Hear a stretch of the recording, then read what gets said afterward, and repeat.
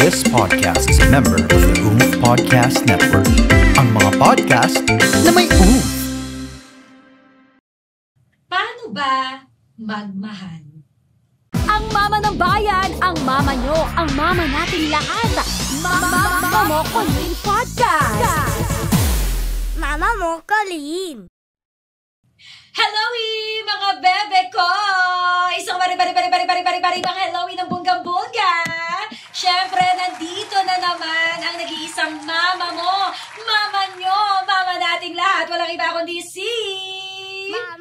Mama Mo Colleen. Bago ang lahat, ang podcast episode natin for today's video, would not be possible without itong pangmalakasan na nagpabusog sa mama ninyo.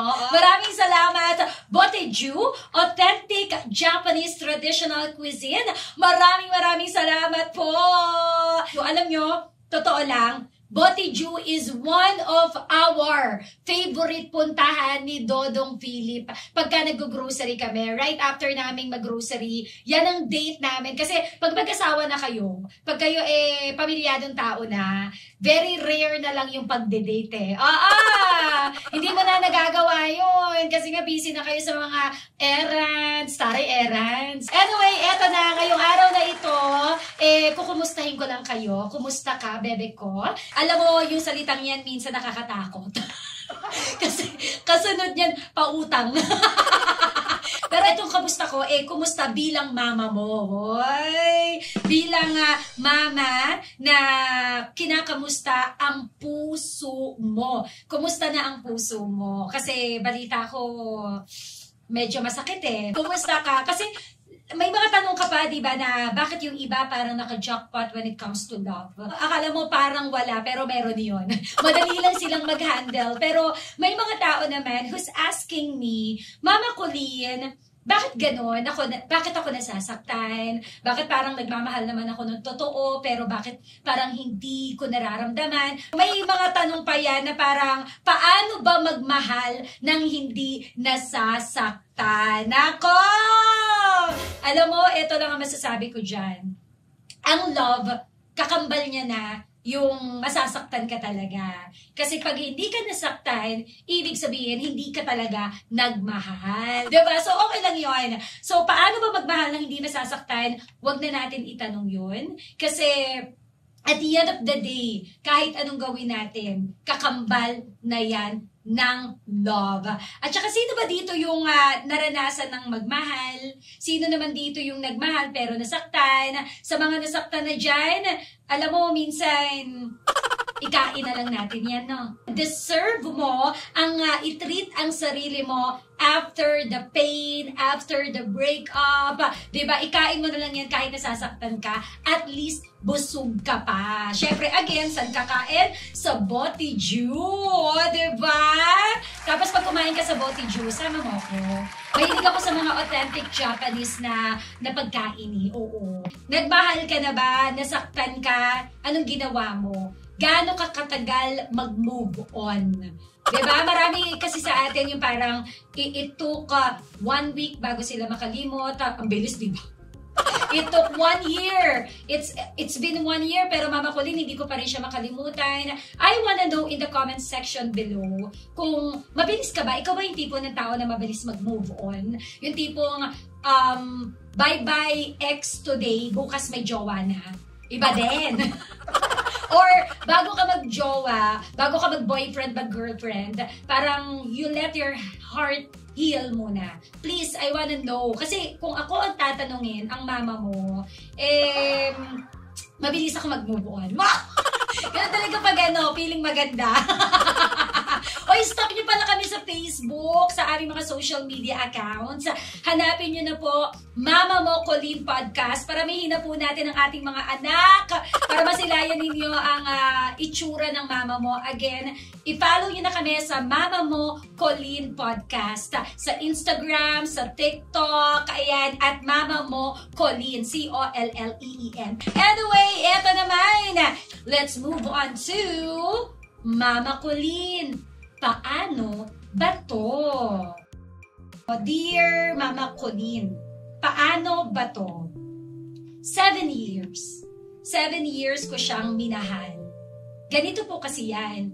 We came from the same friend group and naging best friends kami ever since high school.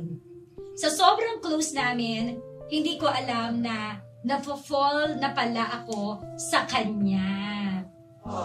Hindi ko ma-explain, Mama Colleen. Basta sobrang sayo ko palagi pagkasama ko siya. Again, hindi ko po masasabi na mahal ko na siya nung high school kasi love is a big word. Taray. Taray ng pa-big word. Oo. Ako feeling ko depende sa nagsusulat eh. Charot. Anyway, bago kami mag-separate ways papuntang college, kala ko Japan. Baka separate ways naman, B. Bago kami mag-separate ways papuntang college, nag-confess siya ng feeling sa akin. Sobrang na-appreciate ko yon. Pero sa part ko, ayaw kong sabihin na the feeling is mutual. Kasi ayaw kong mawala yung friendship namin at gusto ko munang mag-focus sa priorities ko. College came and our friendship grew stronger. Nagka-catch up kami sa bawat isa pag nagkaka-free time. Sabi ko sa sarili ko, after ko gumraduate, sasabihin ko na sa kanya yung nararamdaman ko. Fast forward to last year. My best friend told me na may nagpapatibok na ng puso niya. Hala! Ma, grabe ang sakit! Kinuwento niya sa akin lahat. At nakita ko sa kanya kung gaano siya kasaya with this girl.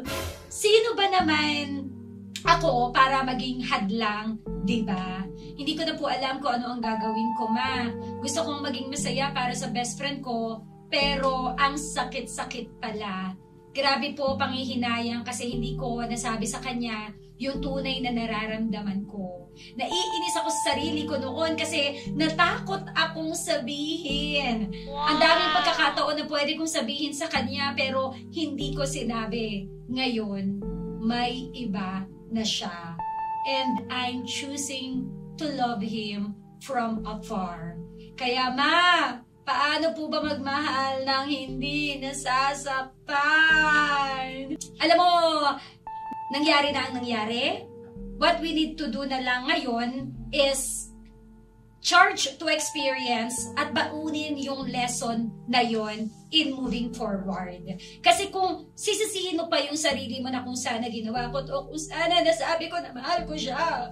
Diba? Wala na eh. Wala namang mangyayari eh. Kung sinabi mo ba, diba? Parang may mangyayari pa ba? Parang nilulugmok mo lang yung sarili mo sa pain na nararamdaman mo ngayon. Kumbaga sa kanta, masyado mo nang ninanamnam. Charge to experience, lesson learned the next time na may maramdaman ka ulit to someone, don't hesitate na sabihin na yung nararamdaman mo. Kasi hindi natin alam ang buhay.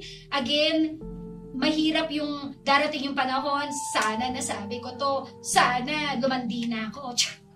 Grabe. Hindi diba? Kasi kung may pagkakataon, go lang ng go. Kasi we will never know kung ano yung pwedeng mangyari sa mga darating na panahon. Pangalawa, katulad yan, unahan ka. You have so many opportunities. Pero sabi mo, next time na lang.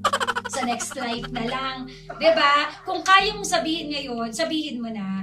I know, nag-hesitant ka because ayaw mong mawala yung friendship. Pero at the end of the day, yun naman yung gusto mo, diba? Yung maging kayo. O sana sinabi mo na noon. But again, yun na lang yun. Charge to experience. That is life. The next time na makararamdam ka ng ganyan, speak up.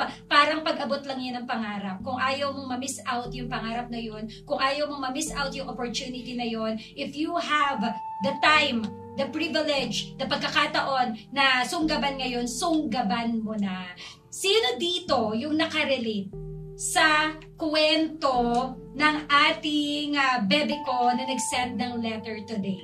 Sino dito yung ganitong-ganito? Kwento ka naman sa baba. I wanna know. Try kong basahin sa mga susunod na episode. Let me know in the comment section below. Alright? Anyway, maraming salamat po. At yan ang ating Mama Colleen, paano ba to? Ayan! At ngayon, Maraming salamat sa mga umabot sa part ng ating episode na to dito. At dahil umabot ka, it's Bebe Time! Bebe Time! Ibig sabihin, nagsha-shoutout tayo ng mga talagang avid listeners natin dito sa Mama Mo Colleen Podcast. At eto na nga, i-shoutout na natin si Joy Francisco. Ayan, oy, birthday! Noong November 6 ni Darly Oliveros. Happy birthday to you! And hello din kay Don Briol. Ayan, hello po sa inyo. Kung gusto nyo rin mabebe time ng Mama ng Bayan, once again, pwede po kayo magpa-shoutout sa comment section. Mag-comment lang kayo dito mismo sa Spotify or pwede rin pumunta sa aming mga social media accounts. Sa Instagram, may Instagram po tayo. I-follow nyo na po kami sa aming Instagram at Mama Mo Colleen. TikTok, nasa TikTok din tayo at Mama Mo Colleen, COLLEEN. Also sa Facebook, Mama Mo Colleen Podcast. Let's go! Malay nyo, kayo na po ang susunod na mapili sa mga next episodes natin. So maraming salamat everybody for listening. Ipabalita nyo na po na meron na pong mama na masasandalan, meron na pong mama na ikaw ay dadamayan, at meron na pong mama dito sa Spotify. This is your cool mama.